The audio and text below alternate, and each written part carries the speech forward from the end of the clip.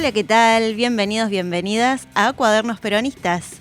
¿Cómo estás? No estoy sola en esta mesa nuevamente. Nunca estarás Nunca sola. sola, con los compañeros. Con Amancay López ¿Cómo andamos? y con Bautista Torres. Un gusto nuevamente. Desde el Parador de San Bernardo estamos presentando este cuarto programa de Cuadernos Peronistas por Eva en Vivo. Y hoy tuvimos un junio bastante intenso y como eje vamos a trabajar algo de lo que no se viene hablando mucho en los medios, que es de la casta judicial. Bueno, no se viene hablando tanto en los medios, pero hay bastante clima social como para hablar de la justicia, del Poder Judicial. Será lo mismo la judicialización. Recién estábamos hablando, ¿no? Toda la dialéctica a partir de la palabra o del concepto de la justicia. Sí. Y sus procesos. Y sus procesos, y sus procedimientos, y sus relaciones en la construcción de la conciencia también, ¿no? ¿Qué es lo justo? A vos que te gusta la cuestión con la religión, ¿no? La justicia divina. No, y me parece interesante que además nosotros somos unos atrevidos que no invitamos abogados para hablar de justicia. ¿Por qué? Por eso. Porque la asociación directa... Claro. Eso sería judicialización del programa. Bueno, no lo vamos a hacer. Y no lo vamos a hacer, porque si no, no vamos caeríamos. A judicializar el programa. No. Vamos a hablar de la justicia, o más bien vamos a hablar del Poder Judicial. Sí, por ahí va, porque, nada, retomando lo que hablábamos con Bernaza, el programa anterior, con Claudia, hablábamos de que la justicia, en realidad, el Poder Judicial es, de los tres poderes de la República, el más oscuro, decía al principio, luego lo cambió por opaco, ese que es una pata fundamental en la República y sin embargo es del que menos hablamos en la vida cotidiana. Y está. Y ahí retomábamos, yo siempre hago el chiste de Republiquita con Lilita Carrió, ahí algo... Nos faltó la muñeca. Exacto, un dibujito de la muñequita para que salga como cuando en el 2001, que ustedes recién estaban todos muy pequeños. Yo era muy pequeña. Pero estaba el programa de Haddad, cualquier semejanza, por favor. Estaba el muñequito de La Rúa, y no me acuerdo quién más. Pero era un programa de Haddad y Feynman. Si yo no estoy loca, me busca la producción. Pero ahora creo que Haddad y Feynman, y teníamos todo el día el contador del riesgo país. Marco, vos yo sí. El contador del riesgo país, de cómo iba subiendo, hasta que se fue todo a la mierda. Entre paréntesis, también empezaste, Andy, hablando del junio intenso y terrible y dramático que estamos teniendo en términos de crisis social, económica, política y también del Poder Judicial, y también se conmemoró hace poco el asesinato de Costecchi Santillán, un 26 de junio del año 2002, es decir, estamos como en este loop, como dice Cristina, ¿no? De revisar todos esos procesos de impunidad y también de cómo se han ido por momentos y en etapas revirtiendo, justamente en virtud de un ejercicio de la justicia en particular, que lamentablemente no ha sido en nuestra historia lo común.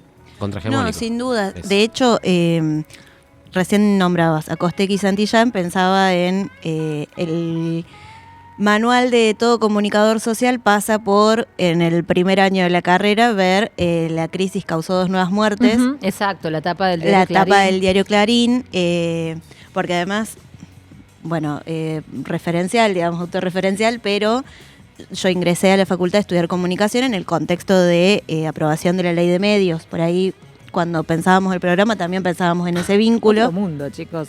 Claro, pero era en el que la comunicación estaba en debate, donde se rompía ese paradigma al común de la sociedad de la objetividad periodística, y cuando mirábamos eso era como el escándalo de con 9 años de tiempo de avances políticos y de derechos en Argentina, pensar en la crisis causó 2 nuevas muertes, con la completa impunidad con la que salían a decir que en realidad era la policía, el poder político, la corrupción, el hambre. Qué loco, ¿no? El tiempo que llevó y cómo, qué potencia tuvo esa denuncia de Néstor, sobre todo el ¿qué te pasa, Clarín, estás nervioso? Digamos, cómo es el inicio de discutir el pacto de impunidad que había en nuestra sociedad. Por debajo del pacto democrático también. Eso es interesante pensarlo. Por eso, ¿no? La impunidad, los pactos de silencio y cuál es el rol de los medios de comunicación. Y yo me acuerdo en toda esa época de tanta efervescencia del ¿qué te pasa, Clarín? ¿Estás nervioso? Nada más y nada menos que a uno de los poderes más opacos también, claro, ¿no? Tenemos el Poder Judicial o el Partido Judicial, como le llama Cristina, y también los medios de comunicación que desde los operan tiempos desde siempre. Moreno, de Mariano Moreno. Que la información es información y tiene el poder de manipular. No, es un operador opaco también. Claro. Digo que en realidad fue una denuncia de Néstor, que después me acuerdo aparte del cosito de Clarín con el clarinete en el orto, que era muy bueno.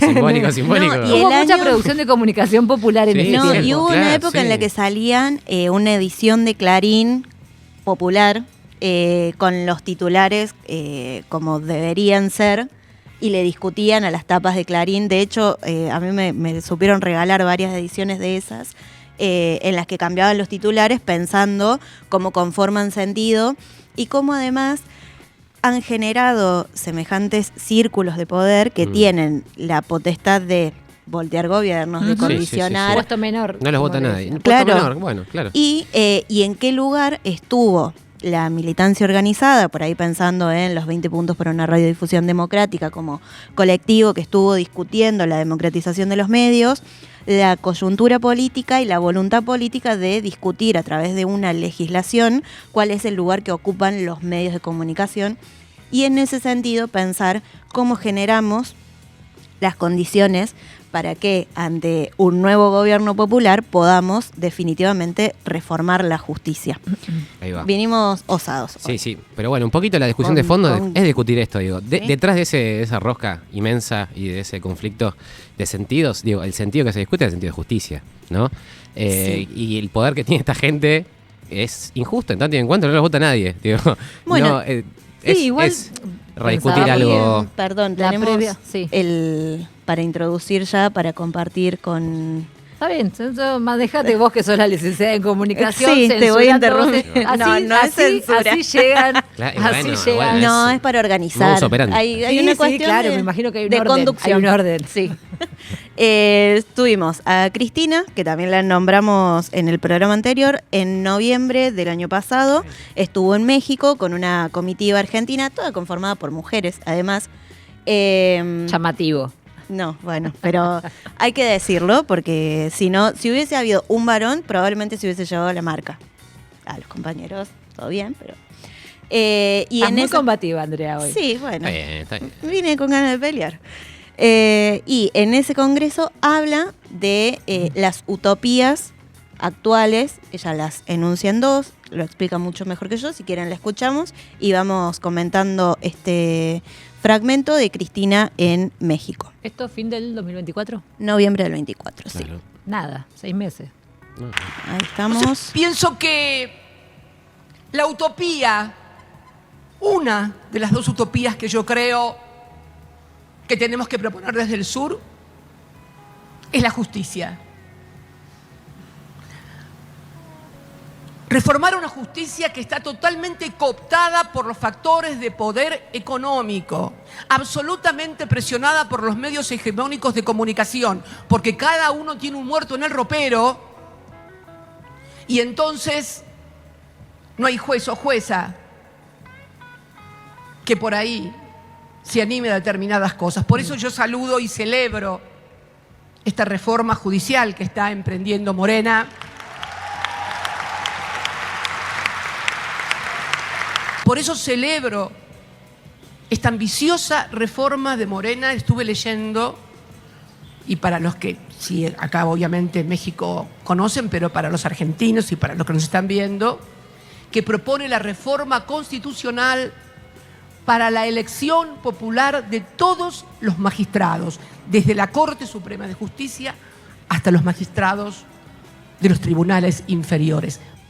Bueno, ahí la vamos pausando y la la vamos... primera parte. No, porque Sí. en realidad, claro, ya desde el vamos, no, lo dijo bien sin metáfora, muerto en un placar, digo, literalmente, ¿no? Los dueños de papel prensa entregan la empresa bajo la tortura de la dictadura, ¿no? Sí, sí, Entonces, sí. Digo, qué bárbaro también pensaba, que al principio del programa también hablaste de esto, de la opacidad. Digo, ¿cómo se construye también esa opacidad? ¿Por qué esta asociación entre los medios hegemónicos de comunicación y un poder judicial de las características que está describiendo Cristina, que después terminan también con jueces, vitalicios y todo lo que ya sabemos que vendrá en la segunda parte de cómo se designan y quiénes los eligen, si alguien los elige o cómo es, ¿no? Con el chiste de la republiquita, digo, pensando que en realidad en nuestros 200 y piquito de años de nación es efectivamente un actor del real poder que no está o ha estado muy poco interpelado, ¿no? Entonces, y a mí me interesaba plantear, antes de la arbitraria decisión de Andrea de poner el video. No fue arbitraria, hay un guión. No, pero ya se me va de la cabeza.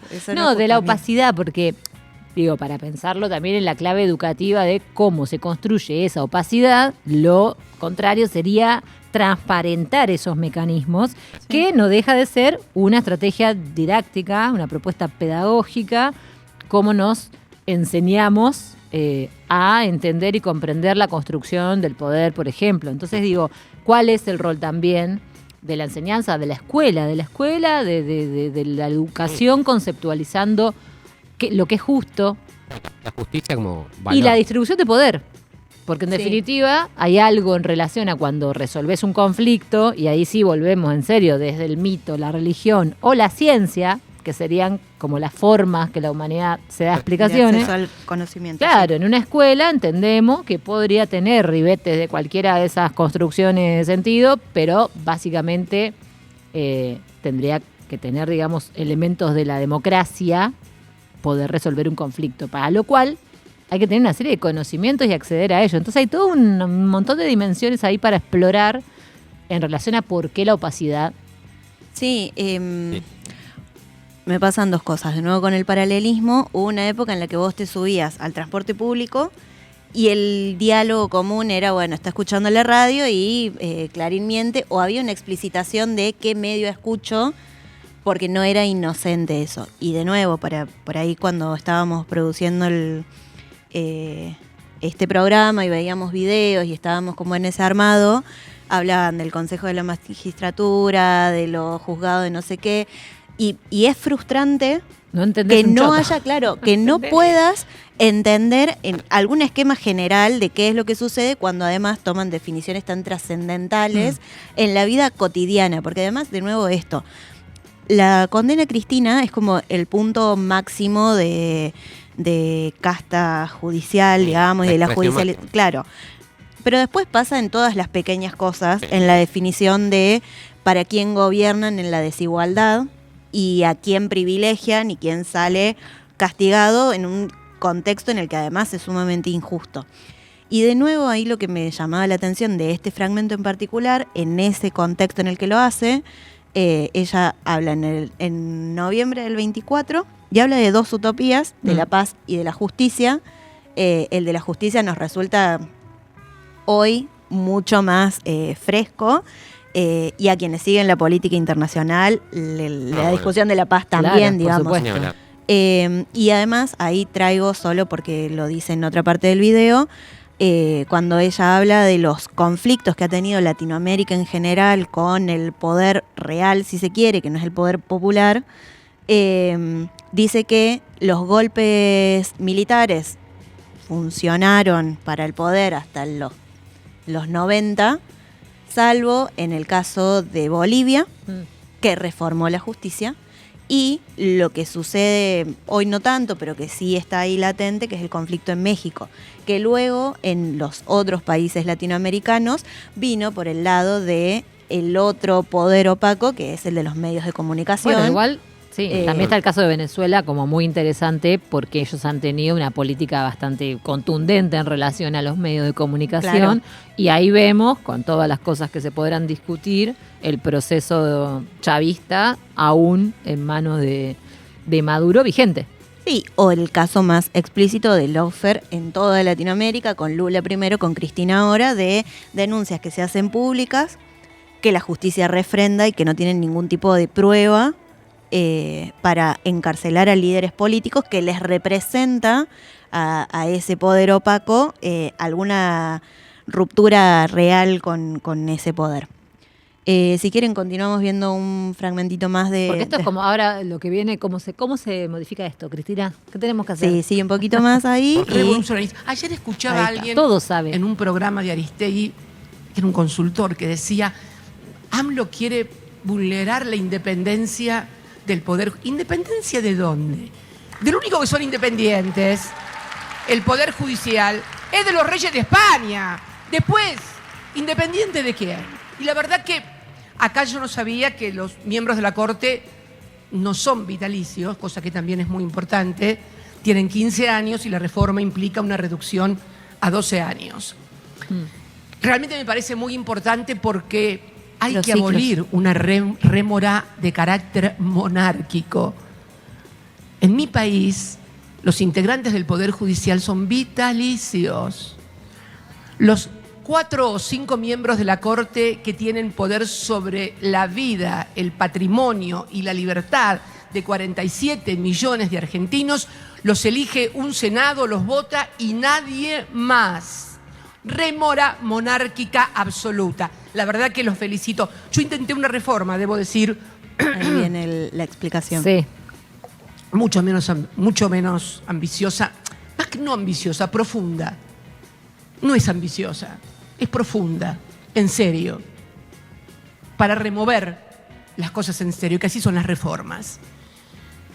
En mi segundo mandato, intentamos, a través, obviamente, del Parlamento, como corresponde, y con las mayorías holgadamente cumplidas, tanto en diputados como en senadores, lo que denominé democratización de la justicia. ¿En qué consistía? En que los consejeros...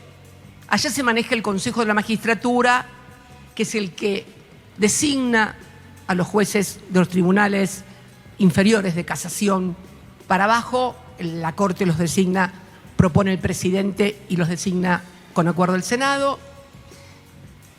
Proponíamos que esos consejeros integrantes de ese órgano que nombra y destituye jueces fuera a elección popular también.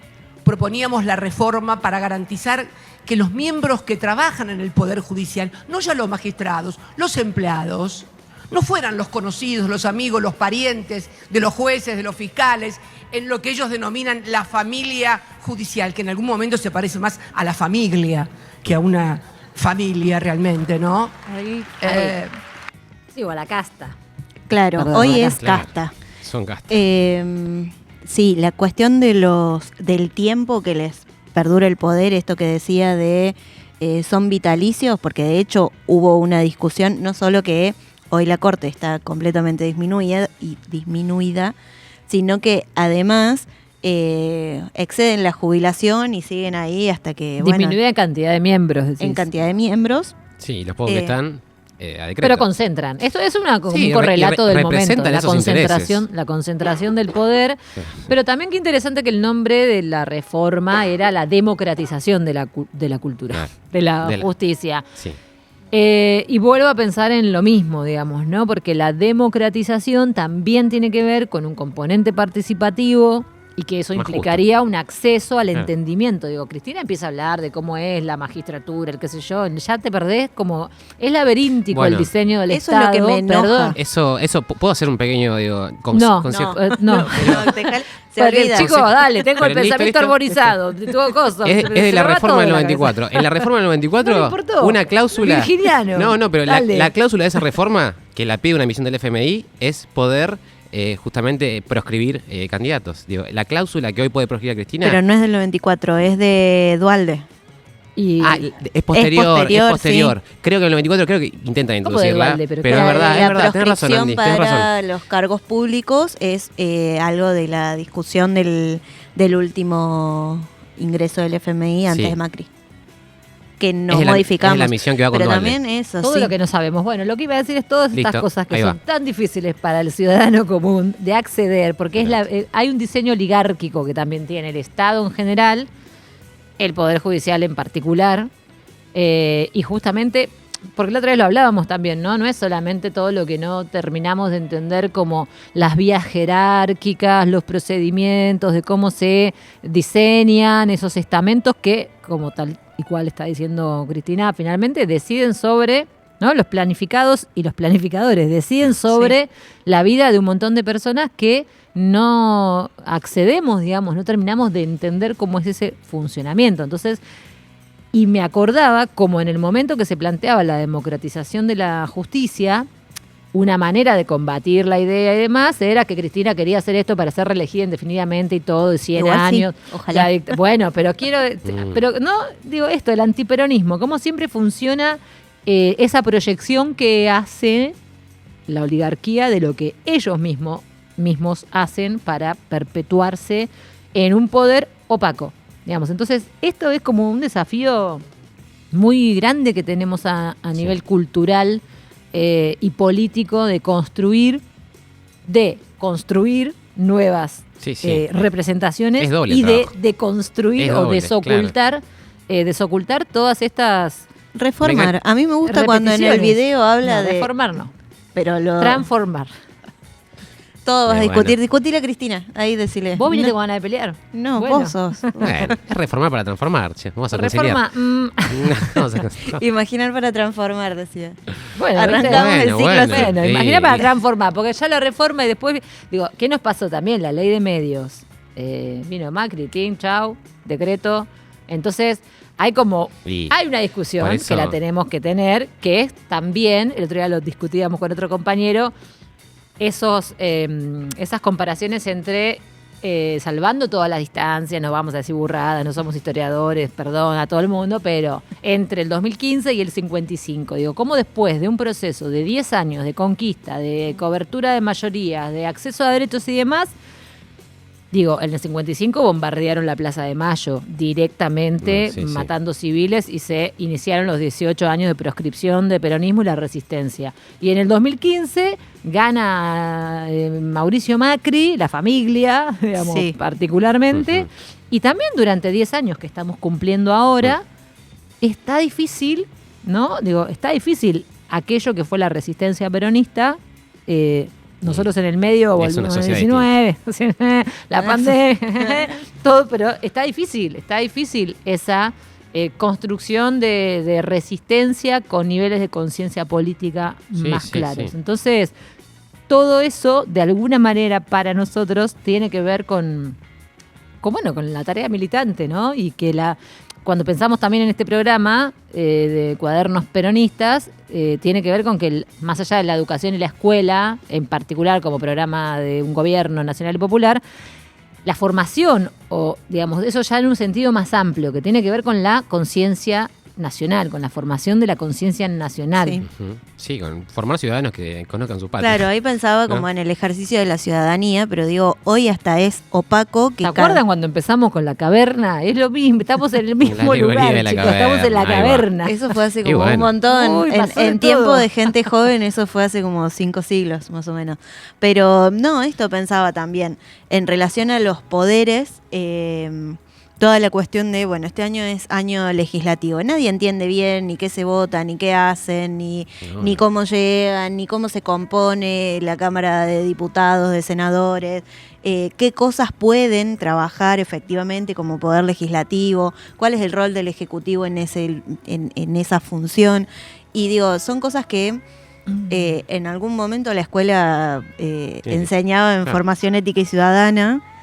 Hoy eso quedó como, que además era como el esquemita, la república, los 3 poderes, habría que incorporar... El Estado, el gobierno, digo, bueno, yo me gustaría tirar un desafío para pensar, o para dejar planteado, que tiene que ver con, bueno, algunas elaboraciones.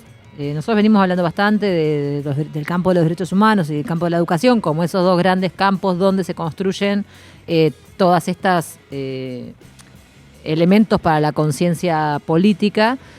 Y en ese sentido, los momentos de mayor consenso social y armonía, digamos, de las grandes mayorías y felicidad del pueblo, tienen que ver con la reivindicación de la memoria, la verdad y la justicia, como, hablando de las utopías, ¿no? De la paz y la justicia, digamos, nuestras banderas en ese sentido, del campo nacional y popular, por decirlo lo más amplio posible, tienen que ver con eso, la memoria, la verdad y la justicia. Cada uno de esos campos de significados venía pensando como una especie de antinomia que hace la oligarquía para combatirla. Entonces pensaba, por un lado, las prácticas de guerra cognitiva contra la memoria, todo el uso del aparato mediático, de las redes, de la verdad completa, el asedio digital, ¿no? Digamos, después, en el caso de la verdad, la fake news, ¿no? Toda la cuestión de las operaciones mediáticas, la IA, qué sé yo, el que te hacen decir algo que no dijiste, etcétera, etcétera. Y en el caso de la justicia, el lawfare. Entonces, como para que tengamos un campo conceptual, filosófico, para pensar de qué manera ellos también están, digamos, siempre jugando, ¿no? Armando, la contrapropuesta o la propuesta, si se quiere. Y sus prácticas, digamos, es... el tema de la guerra cognitiva particularmente nos interesa por todo lo que implica en este contexto de, digamos, social y cultural, ¿no? Es muy difícil lidiar. De hecho, la militancia se lo pregunta, ¿qué hacemos? ¿Nos dedicamos a lo que hacemos siempre o vamos a la tele, a los medios, a las redes? Digo, no es nuestro campo. No nos sentimos cómodos, no nos sale, ¿no? Las campañas, ¿cómo hacemos para construir mayorías, para representar? ¿Usamos o no usamos el teléfono? Bueno, entonces todas esas son discusiones vigentes, pero que me parece que también tenemos que prestarles atención, también en clave intergeneracional. Sí, yo ahí creo que igual hay que tomar la palabra siempre, porque el vacío que nosotros dejamos lo llenan de basura, que es muy difícil, pero que es parte del ejercicio militante y político, poder ponerle palabras a este contexto, a lo que a las banderas que nosotros defendemos y a cómo creemos que se tiene que hacer, que esa es la otra cosa. Porque digo, justicia social es una bandera que se designificó en algún momento, no sé si existe esa palabra, pero la vamos a inventar para este momento. Se vació de sentido, Es un neologismo, ya estamos en el borde con... Sí, bueno, pero que tenía que ver con eso. No, la lógica de justicia social es justicia por mano propia en algún contexto, ya no pensada desde el campo de lo social. También es una falta de representación, ese es un problema grave que nosotros... Digo, eso es una pregunta todavía, ¿no? Claro. Porque, ¿por qué dejamos de representar? ¿De qué manera nos alejamos de una situación popular? Si algo representa Milei, que representa es la crueldad, digo. La crueldad realmente existente, yo creo que mucha gente puso en palabras, ¿no? Que bueno, nada, lamentablemente hay que resignificar un montón de cosas. La batalla también del sistema educativo está ahí, en laburar esos sentidos, esa construcción de sentidos que te organizan la sociedad, que te van a condicionar las políticas y las reformas, o las transformaciones que queremos. Están, ¿no? Acá Ahí va. Sí. Pero no. Porque en algún punto dejamos de decir, o dejamos de decir cosas, o estábamos diciendo cosas porque nos creímos que pasaba algo que no estaba pasando. Para mí es más eso. Mucho cuidado con el algoritmo. El algoritmo. Fantasy. Y la fantasía y el diario de Irigoyen. Mucho cuidado, compañeros. Bueno, y con eso que nos quedó re corto. Uy. Bueno, bárbaro. Nos quedó como una lluvia de ideas. Sí, que nos quedó corto, pero que sí podemos retomar en algún otro momento, porque definitivamente está en la agenda la discusión de lo judicial. Nosotras vamos cerrando este cuarto programa con, miren lo que es el fondo. Eso, chicos, magenta. Sí. Ponernos a los tres, poncharnos a los tres. No, a mí, regia. Esto es... y con ese marco nosotros... Yo voy a decir ponchame. Ay, no, qué señora grande. Soy una señora. Mira la botella ahí, el teléfono, todo. Señora.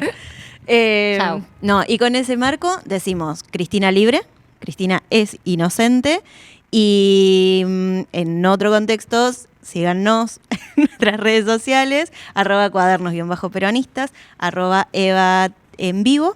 Y nos vemos el próximo sábado a las 10 de la noche, a las 8 de la noche. Nos vemos el próximo sábado a las 8. Gracias a Mancay, gracias Bauti, Marcos, Carolina. Nos estamos viendo. Adiós.